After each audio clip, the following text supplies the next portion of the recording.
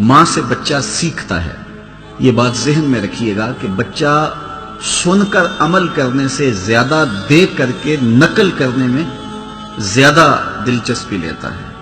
وہ ماں باپ کے کردار کو سیکھتا ہے. اس لیے ماں باپ کو اپنے کردار کو اتنا پاکیزہ رکھنا چاہیے کہ بچے اس پاکیزہ ماحول میں پرورش پائیں.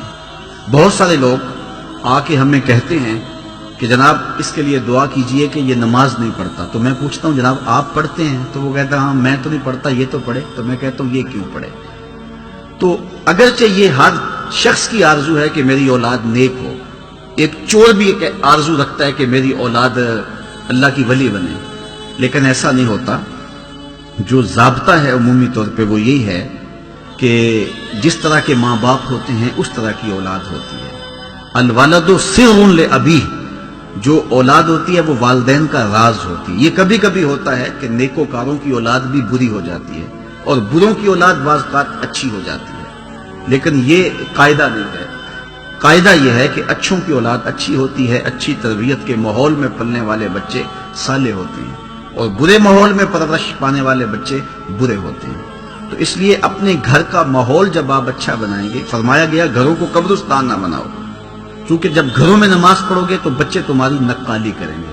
امام غزالی کا بھی قول میں نے آپ کے سامنے رکھا کہ ہر عمل پہلے ریا ہوتا ہے، پھر عادت بنتی ہے اور پھر عبادت بنتی ہے.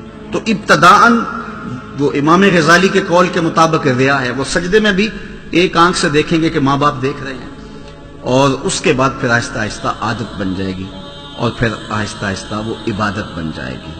اور یہ بات ذہن میں رہے کہ جو بچے بچپن میں نیک عمل کرتے ہیں، بلوغت کے بعد احکام شریعہ کا نفاذ ہوتا ہے، لیکن جو بچے بچپن میں صالح اور نیک عمل کرتے ہیں ان کا ثواب ماں باپ کے نامہ اعمال میں لکھا جاتا ہے. تو دوسری بات کہ اس عمر کی پختگی ساری زندگی ساتھ دیتی ہے.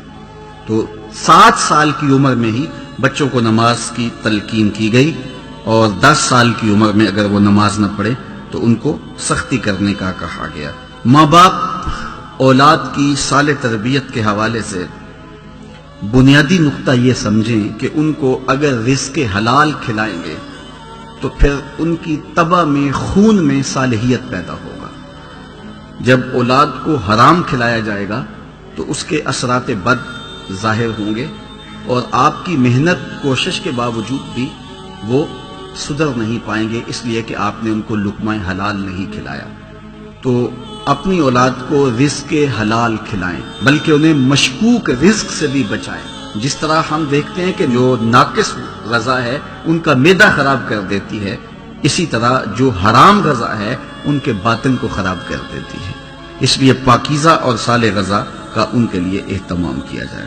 اپنے اولاد کی اچھی کفالت کرو، جو وسعت ہے اس کے مطابق اپنی اولاد کے اوپر جو ہے وہ کشادگی کی جائے. میرے حضور علیہ الصلوۃ والسلام نے فرمایا جو تم لقمہ لا کے اپنے اہل خانہ کے منہ میں رکھتے ہو وہ بھی صدقہ لکھا جاتا ہے.